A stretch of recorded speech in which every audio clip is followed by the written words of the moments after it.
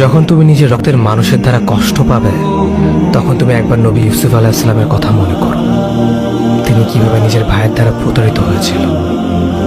যখন তোমার বাবা মা না বুঝে তোমার বিরুদ্ধাচরণ করে, তখন নবী ইব্রাহিম আলাইহিস সালামের কথা মনে করো। তার বাবা তাকে আগুনে নিক্ষেপ করায় ভূমিকা রেখেছিল। যখন তুমি সমস্যা থেকে পরিত্রাণের জন্য কোনো পথ পাবে না, তখন ইউনুস আলাইহিস সালামের কথা ভেবো। তিনি কতটা সময় তিমি মাছের পেটে আটকা পড়েছিল। যখন তোমার নামে কেউ মিথ্যা অপবাদ ছড়িয়ে দেবে, তখন মা আয়েশা রাদিয়াল্লাহু আনহার কথা মনে করো। তার নামে পুরো শহর জুড়ে কুৎসা রচনা করা হয়েছিল। যখন তুমি অসুস্থ ব্যথার যন্ত্রণায় কাঁপতে থাকো, তখন নবী আইয়ুব আলাইহিস সালামের কথা ভেবো। তিনি ভয়ঙ্কর এক ভাইরাসজনিত রোগে আক্রান্ত হয়ে তোমার থেকে বেশি কষ্ট পেয়েছিল। যখন তুমি দিনের কোনো বিধান নীতিতে যুক্তি খুঁজে পাও না, তখন নবী নূহ আলাইহিস সালামের কথা ভেবো। তিনি কোনো প্রশ্ন ছাড়াই মরুভূমিতে নৌকা তৈরি করেছিল।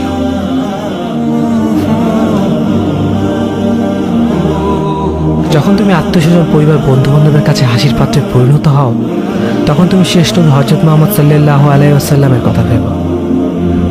রাসূল সাল্লাল্লাহু আলাইহি ওয়াসাল্লাম বলেছিলেন, সবচেয়ে বড় পরীক্ষা দিয়ে সবথেকে বড় পুরস্কার আসে।